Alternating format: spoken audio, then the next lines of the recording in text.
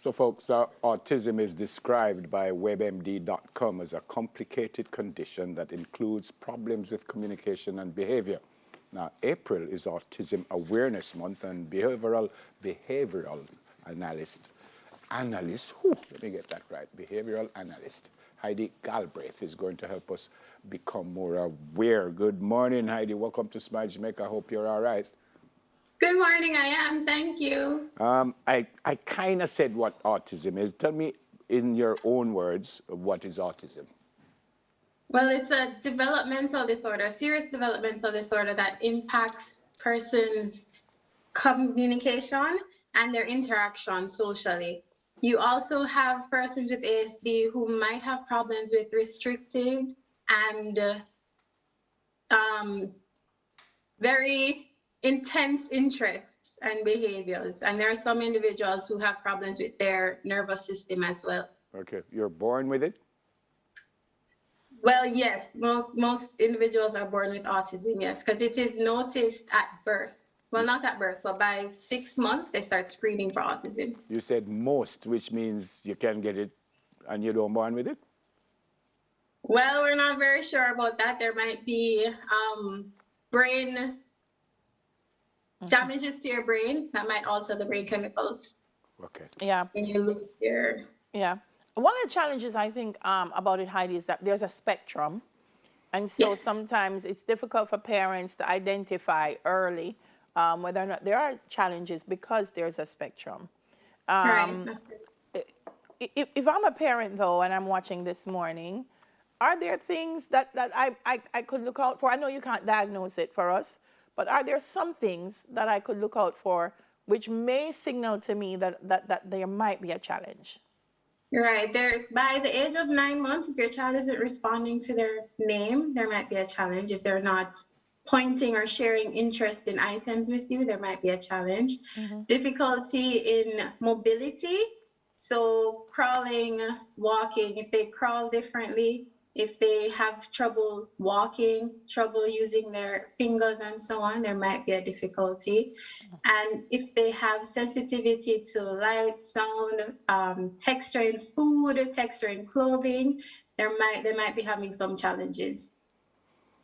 Okay, so if you're autistic, I'm not even certain I know how to ask this question, but if you're autistic, does your brain perform any different? I asked that because we were talking about, I think it was Parkinson's disease, and even though you're shaking, they say your brain, you're still lucid and everything. So if you're autistic, what happens to the brain? Can you read like everyone else? Can you learn like everyone else, or no? Right, as Dahlia said, it is a spectrum. So there are some individuals who can read and learn like everyone else. They just have difficulties socializing and communicating and might have mobility issues. And there are others who will have learning difficulties and find it hard to read and write and speak. Mm-hmm.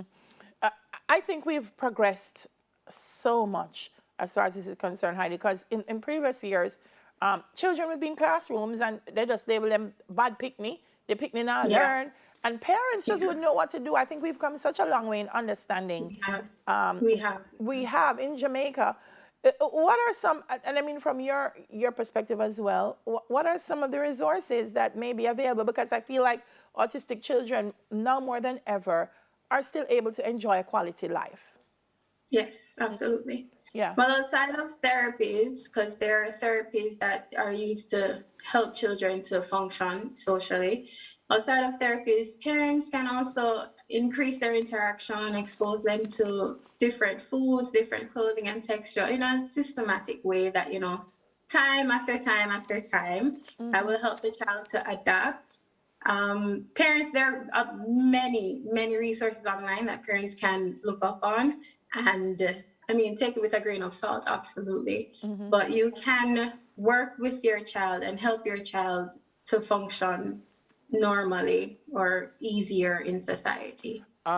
Because of the spectrum, again, can you get better? In other words, if you really have it in a bad way, is there any treatment, anything you can do that after a while you're not as bad as you were last year before, or no?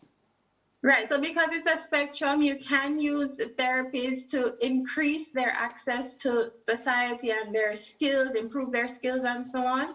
So if at 6 months, 9 months, you notice that your child is having difficulty, say, with mobility, occupational therapy helps greatly, and they will be able to move around in society much better after some time in therapy. ABA, which is what I practice, also helps children with communicating and managing their behaviors. And that over time, of course, improves their access to life. What is it? What is ADA? ABA, it's applied behavior analysis. So we work with behavioral, we use positive strategies to improve positive behaviors and lessen the more challenging negative behaviors. Yeah, and that's important when we talk about the spectrum, because I think sometimes when people hear autism, we think developmental in a box. For example, the Asperger's syndrome, they're super intelligent. They don't have a problem with language. They just have social skill issues. Yes.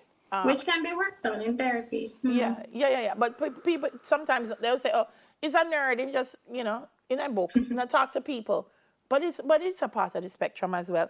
Do you find that people are, I would say, like instances like that, they're almost afraid to say my child is autistic? Oh yes, there's a lot of stigma still surrounding autism today. Yeah. But it's important, parents, that we say what it is, and we allow the children to live their best life because they can. Right, because you won't be able to fix it if you don't know what you're working with. Yeah. So you have to get them diagnosed so we know exactly how to help them. Yeah. Heidi, I don't know if you know this, and you've already said some are born with it. Does it have anything to do with the pregnancy? Anything to do with what the mom probably was going through when she was pregnant? Does that have anything at all to do with it? It might be because they have seen that mothers who indulge in alcohol and drugs are at a higher risk for their child coming out with autism. Also, it's very common in families, autism. So it might be a genetic sequence that when come together from mom and dad, the child comes with autism. We're not very sure of the causes as yet. How prevalent is it in Jamaica? It's pretty prevalent. It's 1 in 4 boys, usually. Boys are more. 1 in 4 boys? What we have seen. Wow. For autism, and boys are a lot more likely to be diagnosed with autism than girls are. What about the girls? You said 1 in 4 boys. What about girls? What's the ratio there? Not sure about the girls. Okay. But that's an interesting thing that you've just said, because I find that we are maybe a little bit more tuned to behavioral challenges when it comes to girls. We say, oh, young ladies shouldn't behave like that. But when the boys do it, we just say, oh, yeah, he have a lot of energy, or it's just uncontrolled energy. And we need to pay more attention to our boys and give them the support they need. You do ABA, which is the applied behavior analysis, but they're also occupational therapy. I just wanted to say that type treatments. Speech therapy and sensory integrational therapy. Yeah, and in some instances, medication as well. Yes, medication does help in some instances. All right. Well, I hope the parents who are watching, listening this morning would have learned something. I certainly learned something, and your child is always wonderful. Your child is always wonderful. Always. And to the parents, they need you. They need you. Thanks for speaking with us, Heidi. Let me see if I can get it right this time. Behavioral analyst. Heidi Galbraith. 10 minutes to your health. We'll do it again next Thursday.